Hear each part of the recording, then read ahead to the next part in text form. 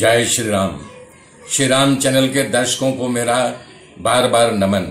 मेरे मित्रों, मैं आशा कर रहा हूं कि आप लोग हमारे साथ बने हुए हैं, हमें देख रहे हैं, लाइक कर रहे हैं, सब्सक्राइब कर रहे हैं और लोगों तक हमारी वाणी को पहुंचा रहे हैं।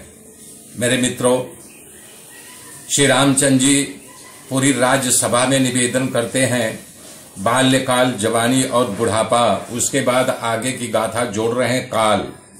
काल जो होता है, एक समय को काल कहते हैं। कह रहे हैं मुनीश्वर, जो लोग भोग वस्तु भोग रहे हैं और उनको ये पता नहीं कि काल के निगाह में काल उनको अपने गाल में खींच लेने का पूरी तैयारी कर रहा है।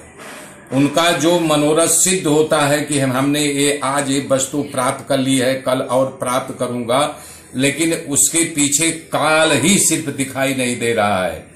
कह रहे हैं जैसे बड़वा अग्नि जो है समंदर को सोख जाती है, उसी प्रकार से ये काल बड़े बड़े राजा महाराजा महर्षि, जितने नामी यज्ञी तपी पर्वत खड़हर, यहाँ तक समूची सृष्टि का विनाश कर देता है।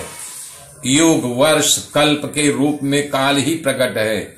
इसका वास्तविक रूप कोई नहीं दे सकता है। ये संसार को अपने वश में करके बैठा है। ये सुमेरु पर्वत के जैसे समान उच्च महाप्रतापी, हाथियों से भी ज्यादा बलवान, सबको अपना ग्रास बना लिया है। ये काल बड़ा निर्दय, क्रूर, कठोर, कर्कश, कृपण और अधम है। संसार में अब तक कोई ऐसी वस्तु नहीं है जो काल से नहीं बचा हो। अरे ये काल महाखाऊ है, ये कभी तृप्त नहीं होता। रात रूपी जैसे कमल जब रात होने लगता है, उसमें भंवरे सोचते हैं मैं बड़ा सुरक्षित हूं, लेकिन वो सुरक्षित नहीं होते हैं, उसमें उनकी मृत्यु हो जाती है। उस प्रकार बोल रहे हैं कि काल धूर्तों का राजा है, धूर्त शिरोमणि है।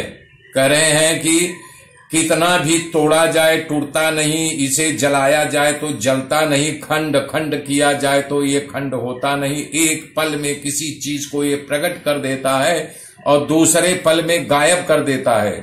काल के पेट भरने के कारण धूल, इंद्र, सुमेरु, पत्ता, समंदर आदि जो सब कुछ है उसे सोख जाता है। इसकी पत्नी का नाम जो है चंडिनी है और इसकी दो सहरियां हैं, डाकनी, शाकनी। चंडिनी जो है रात के समय में प्रकट होती है और चारों तरफ इसके बाण की वर्षा होती रहती है। जिसको अपने निशाने में पा लिया उसको अपना काल ग्रास बना लेता है।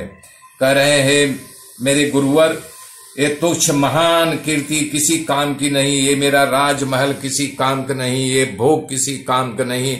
आखिर इस नश्वर संसार में ये शरीर से जो हम प्राप्त करते हैं, यहीं छोड़ करके हम चले जाते हैं। कह रहे काल का वर्षा लगातार हो रहा है। संहार करने वाला, संहार करता काल ही है। काल के अलावा संसार में कुछ नहीं है। इसका न कोई भेदन कर सकता है, न इसके भेद को पा सकता है। पुण्य और पाप भोगों को सुन करके कुरूप, सुंदर, चाहे जो हो, पापी को भी खा जाता है, पुण्यवान को भी खा जाता है। काल की पत्नी अत्यंत कोपवती है, जिसको बताया भी चंडी।